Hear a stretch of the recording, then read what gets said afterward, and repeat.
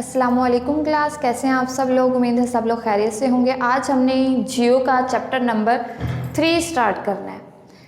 Chapter number 2 में मैंने आपको किसके बारे में बताया था, अर्थ के बारे में बताया था। अब चैप्टर नंबर 3 है जिसमें माहौल के बारे में पढ़ना है। और चैप्टर नंबर 3 का नेम क्या है, इंट्रोडक्शन ऑफ एटमॉस्फेयर। मीन्स हमने एटमॉस्फेयर के बारे में पढ़ना है, हमने माहौल के बारे में पढ़ना है। माहौल के बारे में हमने क्या क्या पढ़ना है, यहाँ पे मैंने आपको कुछ इंपॉर्टेंट टॉपिक वगैरह लिख दिए हैं कि इस चैप्टर में मैंने क्या क्या आप लोगों को पढ़ाना है और आप लोगों ने इस चैप्टर से क्या क्या सीखना है, क्या लर्निंग आप लोगों की होगी इससे। सबसे पहले हमने एटमॉस्फेयर के बारे में पढ़ना है कि भाई एटमॉस्फेयर होती क्या है, माहौल है क्या।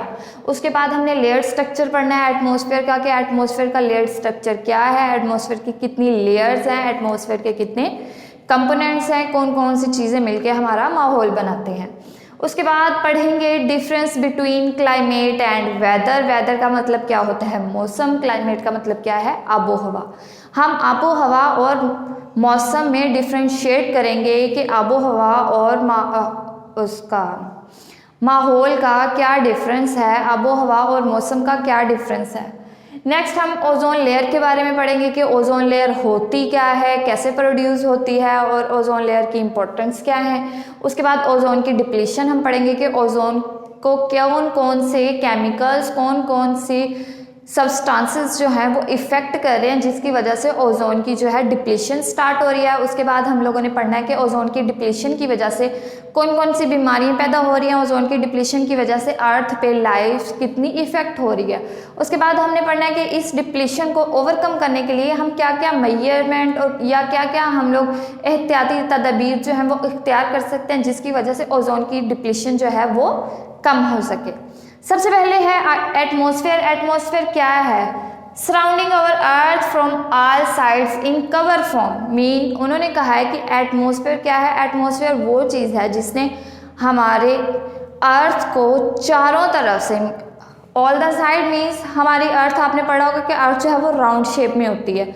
मीन्स उसके इर्द गिर्द इसने एक कवर की फॉर्म में जो है खुद को सराउंड किया हुआ है। जैसे अगर आप लोग कोई चीज़ लेने के लिए जाते हैं, चाहे बैग लेने के लिए चाहे बुक लेने के लिए, चाहे नोटबुक्स लेने के लिए जाए, तो आपको ऐसे तो उठा के नहीं देते, आपको बाकायदा कवर करके देते हैं। आपने देखा होगा बुक के आपका कवर पेज होता है, बुक के नोटबुक है तो उसका भी कवर पेज होता है। अगर आप लोग कोई और चीज़ कपड़े वगैरह लेने के लिए जाएंगे तो वो आपको कवर करके देते हैं। उन्होंने यही कहा कि एटमॉस्फेयर जो है वो एक कवरिंग है किसकी, अर्थ की।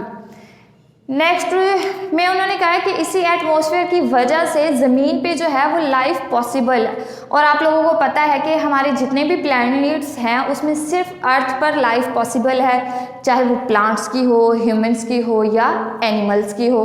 किसकी वजह से है, इसी एटमॉस्फेयर की वजह से है। नेक्स्ट में उन्होंने आपको कंपोनेंट बताए होंगे कि एयर के कौन कौन से कंपोनेंट हैं।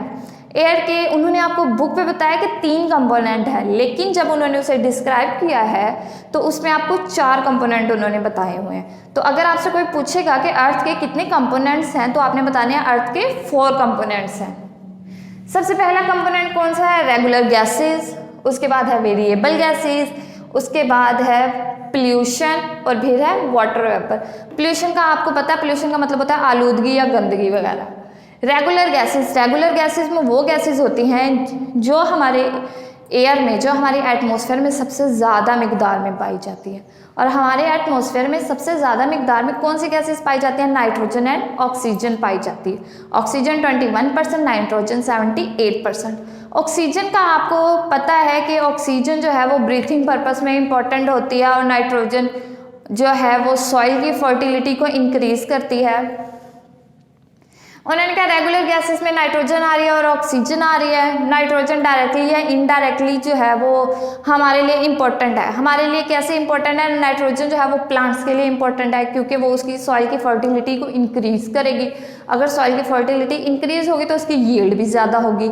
जब प्लांट्स की यील्ड ज़्यादा होगी तो हमें फ्रूट्स वगैरह भी मिल सकते हैं, ज़्यादा मिकदार में वेजिटेबल वगैरह भी मिल सकता है। इन शॉर्ट के प्लांट्स, नाइट्रोजन जो है वो प्लांट्स के लिए इंपॉर्टेंट है और प्लांट्स जो है वो ह्यूमन के लिए इंपॉर्टेंट है और ये डायरेक्टली या इनडायरेक्टली अर्थ की लाइफ को इफेक्ट कर रही है। नेक्स्ट है ऑक्सीजन। ऑक्सीजन का आपको पता है कि ऑक्सीजन गैस जो है वो किसके लिए इम्पोर्टेंट है, ब्रीथिंग पर्पस के लिए इम्पोर्टेंट है, रेस्पिरेशन के लिए इम्पोर्टेंट है, हमने सांस लेना है उसके लिए इम्पोर्टेंट है, और ये ऑक्सीजन ही पाई जाती है अर्थ पे, जिसकी वजह से लाइफ जो है वो पॉसिबल है अर्थ पे।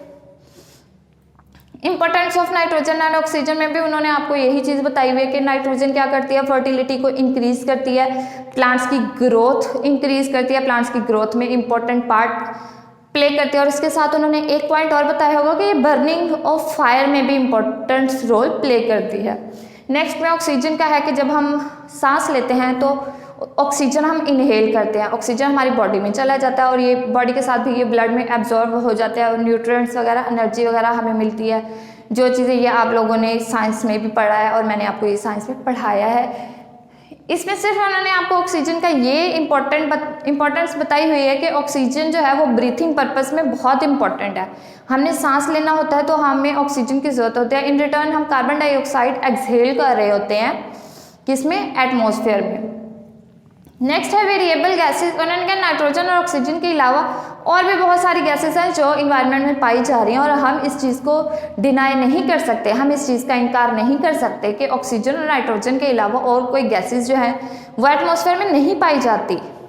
अब उन्होंने कहा कि वेरिएबल गैसेस वो गैसेस होती हैं, रेगुलर गैसेस का मैंने आपको बताया वो गैसेस हैं जो ऑक्सीजन और नाइट्रोजन है जो सबसे ज़्यादा अमाउंट में एटमॉस्फेयर में पाई जाती हैं, और वेरिएबल गैसेस वो होंगी जो बहुत कम मिकदार में पाई जा रही हैं, जैसे कि कार्बन डाइऑक्साइड हो गया, वाटर वेपर हो गया और ओजोन होगी। O3 का क्या मतलब है, ओजोन। उन्होंने कहा कि कार्बन डाइऑक्साइड कितने परसेंट है, मैंने ऊपर आपको बताया कि 78% नाइट्रोजन है, ऑक्सीजन 21% है। अब उन्होंने कहा है कि कार्बन डाइऑक्साइड भी हवा में पाई जा रही है, वाटर वेपर्स भी पाए जा रहे हैं। आपको पता है कि बुखारात वगैरह हवा में होते हैं तो रेन वगैरह होती है, क्लाउड्स फॉर्मेशन होती है, और ओजोन भी पाई जा रही है। ओजोन की उन्होंने आपको बताया कि ओजोन कितनी किलोमीटर दूर पाई जा रही है अर्थ सरफेस से। ओजोन 17 to 50 किलोमीटर जो है इतनी दूर है किससे, अर्थ सरफेस से। और कार्बन डाइऑक्साइड को उन्होंने कहा कार्बन डाइऑक्साइड जो है वो प्लांट्स की लाइफ के लिए बहुत इंपॉर्टेंट है, क्योंकि इसी कार्बन डाइऑक्साइड को लेने के बाद प्लांट्स अपनी खुराक बनाते हैं फोटोसिंथेसिस के प्रोसेस के थ्रू। अगर कार्बन डाइऑक्साइड का लेवल इन्वायरमेंट में कम हो जाएगा, एटमॉस्फेयर में कम हो जाएगा, तो प्लांट्स अपनी खुराक नहीं बना सकते।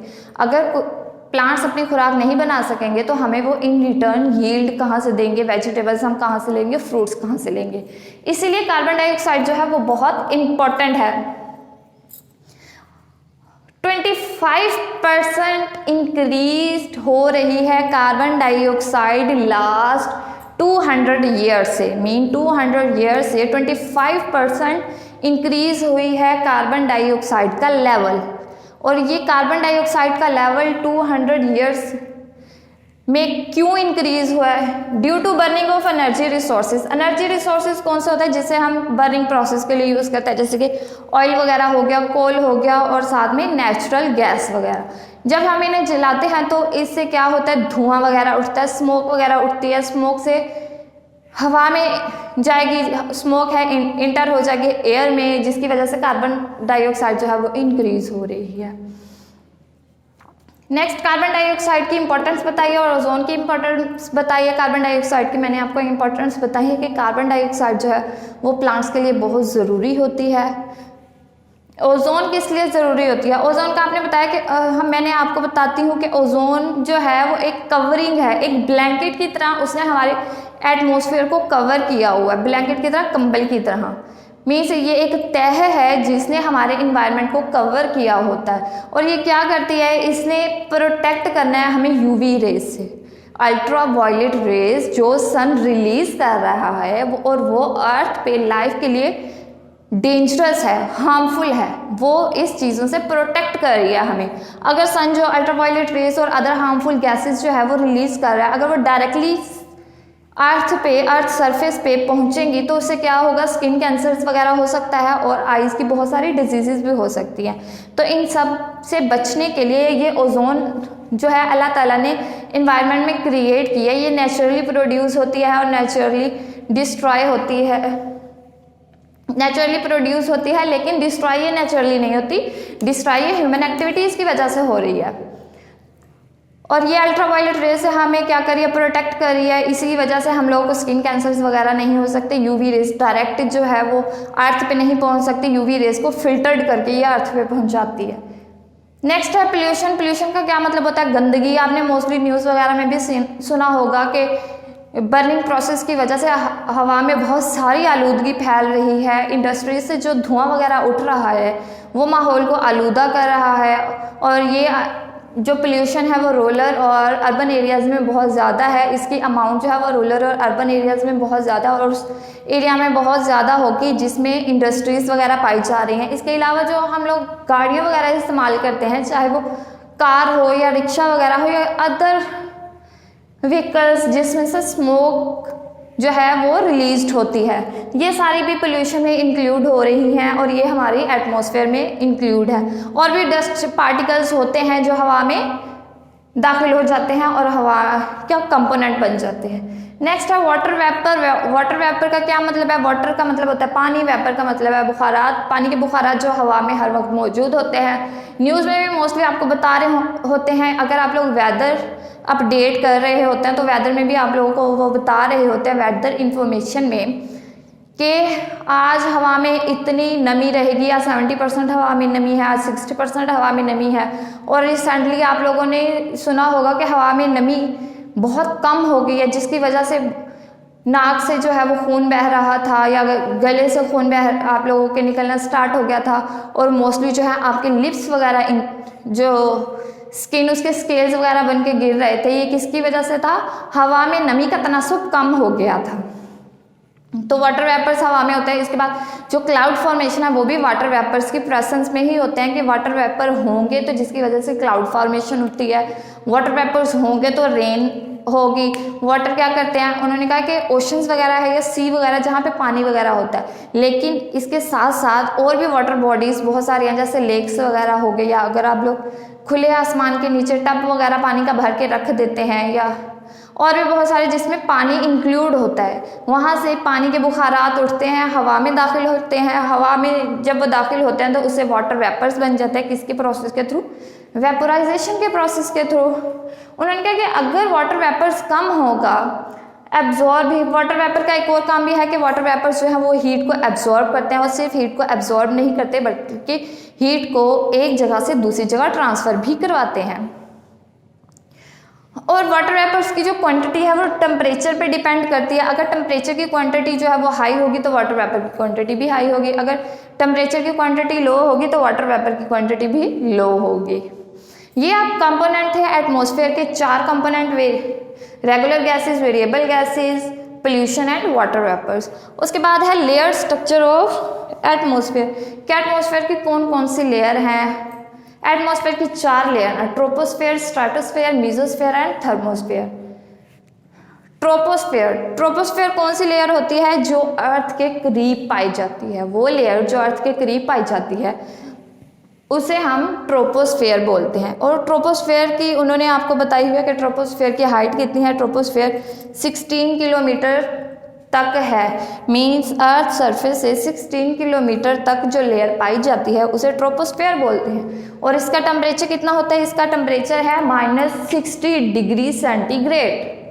क्या टेम्परेचर है इसका, -60 डिग्री सेंटीग्रेड। ये आप लोगों को एमसीक्यूज में भी पूछे जा सकते हैं और आपके एक्सरसाइज के जो एमसीक्यूज हैं वो इसी टॉपिक के रिलेटेड है। तो आप ये जो फिगर है इन्हें अच्छी तरह से याद कर लें। अब टेम्परेचर कितना है, इसका टेम्परेचर है -60 डिग्री सेंटीग्रेड और इसका टेम्परेचर इस लेयर में जो टेम्परेचर है वो डिक्रीज हो रहा होता है। नेक्स्ट है उसके बाद स्ट्रेटोस्फेयर। ट्रोपोस्फेयर के जो ऊपर वाली लेयर है वो स्ट्रेटोस्फेयर है और स्ट्रेटोस्फेयर यहाँ पे 16 किलोमीटर पे ट्रोपोस्फेयर एंड होती है, तो 16 से 15 किलोमीटर तक स्ट्रेटोस्फेयर है। जाहिर है जहाँ पे नीचे वाली लेयर ख़त्म होगी वहाँ से ऊपर वाली लेयर स्टार्ट होती है। जैसे हम लोग कहते हैं 7 आसमान हैं, मीन्स एक ख़त्म हुआ दूसरा, दूसरा ख़त्म हुआ तीसरा। इन्होंने ऐसे ही कहा हुआ कि जो ट्रोपोस्फेयर जहाँ पे एंड होती है वहाँ से स्ट्रेटोस्फेयर स्टार्ट होती है। ये 16 पे एंड हो रही है, वो 16 से स्टार्ट हो रही है 15 किलोमीटर तक। और इसका टेम्परेचर जो है वो टेम्परेचर डिक्रीज कर रहा था, इसका टेम्परेचर इंक्रीज करके 0 तक पहुँच जाता है। यहाँ पे स्ट्रेटोस्फेयर में जो टेम्परेचर है वो डिक्रीज नहीं होता है, यहाँ पे टेम्परेचर इंक्रीज हो रहा है और 0 डिग्री सेंटीग्रेड तक पहुँच रहा है। नेक्स्ट यहाँ पे स्ट्रेटोस्फीयर 50 पे एंड हो रही है, तो जो मीजोस्फीयर है वो 50 से स्टार्ट हो रही है, वो 15 से 80 किलोमीटर तक उसका ड्यूरेशन है। मीजोस्फीयर 15 to 80 किलोमीटर है। और साथ में यहाँ पे भी उन्होंने कहा स्ट्रेटोस्फीयर में टेम्परेचर इंक्रीज कर रहा था, लेकिन मीजोस्फीयर में टेम्परेचर दोबारा से डिक्रीज कर जाएगा, दोबारा से टेम्परेचर डिक्रीज करेगा और कहाँ तक पहुँच जाएगा, -100 डिग्री सेंटीग्रेड तक। और यहाँ पे मीजोस्फीयर 80 पे एंड हो रहा है, तो उन्होंने कहा थर्मोस्फीयर 80 से ऊपर तक जहाँ तक हाइट में जाते रहे वो क्या है, वो थर्मोस्फीयर है। और थर्मोस्फीयर में भी टेम्परेचर क्या हो रहा है, इंक्रीज हो रहा है। यहाँ पे माइनस में था तो वहाँ पे प्लस में है 100 डिग्री सेंटीग्रेड। उसके बाद उन्होंने आपको डिफ्रेंशिएट बताया है कि वेदर और क्लाइमेट में क्या डिफरेंस है। क्लाइमेट क्या होता है, क्लाइमेट होती है आबो हवा, आबो हवा चेंज होती रहती है। अगर हम लोग यहाँ पे हैं तो यहाँ की आबो हवा थोड़ी सी गर्म होगी, अगर यही हम लोग इसी मौसम में हिली एरियाज की तरफ जाएं या माउंटेन्स वगैरह की तरफ जाएं तो वहाँ पे क्लाइमेट क्या होती है, चेंज होती है। लेकिन वेदर हर जगह सेम होता है, मीन्स मौसम जैसे हमें पता है कि 4 मौसम होता है, गर्मी सर्दी बहार खज़ा। इन्होंने कहा क्लाइमेट एक होल कंडीशन है, टेम्परेचर में आ जाता है जिसमें प्रेशर आ जाता है, विंड स्पीड आ जाती है, प्रेसिपिटेशंस वगैरह आ जाते हैं, मतलब रेन के और स्नो वगैरह के। उन्होंने कहा क्लाइमेट एक होल कंडीशन है, पर्टिकुलरली प्लेस की, पर्टिकुलरली टाइम के लिए, किसी मखसूस इलाके की मखसूस वक्त के लिए जो आबो हवा है उसे हम क्या बोल रहे हैं, उसे क्लाइमेट बोल रहे हैं। लेकिन वेदर है लॉन्ग पीरियड के लिए। आपको पता है कि विंटर वेदर का ड्यूरेशन क्या है, समर वेदर का ड्यूरेशन क्या है। उन्होंने कहा कि वेदर जो है वो पर्टिकुलरली प्लेस का for a long period duration. Next ozone layer है। मैंने आपको बताया कि ओजोन लेयर जो है वो नेचुरली प्रोड्यूस हो रही है, इसे आर्टिफिशियली हम लोग प्रोड्यूस नहीं कर सकते। ये अल्ट्रावायलेट रेस को अर्थ पे पहुंचने से पहले फिल्टर कर देती है, और भी हार्मफुल जो रेज हैं उन्हें अर्थ पर पहुंचने से पहले ये फिल्टर करती है। फिल्टर करने के बाद इस रेस जो है वो अर्थ पर पहुंचती हैं। उन्होंने कहा कि ना, और ओजोन लेयर अगर यूवी रेस डायरेक्टली अर्थ पर पहुंचेंगी, मैंने आपको यहाँ पे ओजोन लेयर में जब बताया तो वहीं पे मैंने आपको ये बात बताई है, दोबारा से बता देती हूँ कि ओजोन लेयर जो है वो यूवी रेस को फिल्टर्ड कर ज़मीन पर पहुँचाती है। अगर यूवी रेस फिल्टर्ड होकर ज़मीन पे नहीं पहुँचेंगी तो उसकी वजह से स्किन कैंसर कॉज होगा और आई डिजीज़ कॉज हो जाएंगी। नेक्स्ट है कॉजेज ऑफ ओजोन डिप्लीशन, के किस वजह से ओजोन की डिप्लीशन हो रही है। ओजोन की डिप्लीशन किस वजह से हो रही है, स्मोक वगैरह से हो रही है। और मेजर जो इसका सोर्स है जो बहुत इंपॉर्टेंट है वो CFC गैस है, CFCS गैस। ये है क्लोरोफ्लोरोकार्बन गैस, जो एक मिक्सचर है क्लोरीन का, फ्लोरीन का और कार्बन का। उन्होंने कहा क्लोरोफ्लोरोकार्बन जो है ये एक इम्पोर्टेंट पार्ट है, इंपॉर्टेंट रोल प्ले कर रही है ओजोन की डिप्लीशन में, जिसकी वजह से ओजोन जो है वो डिप्लीट हो रही है, ओजोन को नुकसानात पहुंच रहा है, ओजोन डिस्ट्रॉय हो रही है, ओजोन की डिस्ट्रक्शन हो रही है और ओजोन की रिडक्शन हो रही है। किसकी वजह से, CFC गैस से। और भी ह्यूमन एक्टिविटीज़ वगैरह हैं जैसे कि गाड़ियों का धुआं वगैरह, इसकी वजह से हमारी जो ओजोन है वो रिडक्शन उसकी हो रही है, ओजोन डिस्ट्रॉय हो रही है। CFC गैस उन्होंने कहा पाई कहाँ जाती है, CFC गैस रेफ्रिजरेटर्स वगैरह में पाई जाती है। और आपको पता है हर घर में आज बहुत कम घर ऐसे होंगे जहाँ पे रेफ्रिजरेटर यूज़ नहीं होता। मोस्टली घर में रेफ्रिजरेटर यूज़ होता है और दिन में कोई 1000 बार खुलता है, 1000 बार हम उसे बंद करते हैं। कभी हम लोग पानी निकाल रहे हैं, कभी बर्फ़ वगैरह निकाल रहे हैं, कभी फ्रूट्स वगैरह निकाल रहे हैं। तो जब हम उसे खोलते हैं तो वहाँ से जो CFC गैस है वो बाहर आने के बाद हवा में दाखिल हो जाती है। हवा में जब वो दाखिल हो रही है तो वो ओजोन को रिडक्शन कर रही है, ओजोन को डिस्ट्रॉय कर रही है। और इसके बाद है overcome the problem of ozone depletion, के ओजोन डिप्लीशन की जो प्रॉब्लम है हम उसे ओवरकम कैसे कर सकते हैं, हम कौन से एहतियाती तदाबीर को अख्तियार करने के बाद ओजोन की डिप्लीशन जो है वो कम कर सकते हैं। इन्होंने यहाँ पे आपको बताया कि 2009 में एक कॉन्फ्रेंस हुई थी डेनमार्क के कैपिटल में, जहाँ पे बहुत सारी कंट्रीज़ ने पार्टिसिपेट किया था। और ये क्यों हुई थी कॉन्फ्रेंस, ये ओजोन की डिप्लीशन जो हो रही है उसके बारे में हुई थी कि भाई ओजोन की डिप्लीशन को हम किस तरह से रोक सकते हैं। इसमें बहुत सारी कंट्रीज़ ने पार्टिसिपेट किया था, इसमें बहुत सारे डिसीजन भी लिए गए थे कि हम अगर ये रूल्स जो हैं ये फॉलो करेंगे तो इससे हमारी ओजोन जो है वो प्रोटेक्ट रहेगी, हमारी ओजोन की जो डिप्लीशन है वो कम हो जाएगी। उसमें सबसे पहले एक उन्होंने ये किया था कि हम जो हैं वो बैन कर देते हैं CFC गैस को। मीन्स हम लोग CFC गैस जो रेफ्रिजरेटर में पाई जा रही है, जो रेफ्रिजरेटर में होती है, उसकी जगह हम कोई और गैस जो है वो रेफ्रिजरेटर में भरेंगे। CFC की जगह कोई और गैस को हम यूज़ करते हैं और हम CFC को बैन कर देते हैं। और उसके बाद उन्होंने कहा था कि CFC का जो यूज़ है वो हम कम, जाहिर है जब हम रेफ्रिजरेटर में कोई और गैस CFC की जगह भरेंगे तो चाहे जितनी मर्जी हम लोग खोलेंगे रेफ्रिजरेटर, उससे कोई हमारी ओजोन को डिप्लीशन नहीं होगी, कोई उसे नुकसान नहीं होगा। आज का टॉपिक जो है वो इतना ही था। मैंने आपको इस चैप्टर का पूरा ओवरव्यू इस वीडियो में दिया। नेक्स्ट में जब रीडिंग करेंगे तो आपको पूरे चैप्टर की रीडिंग करवाई जाएगी। अल्लाह हाफिज़।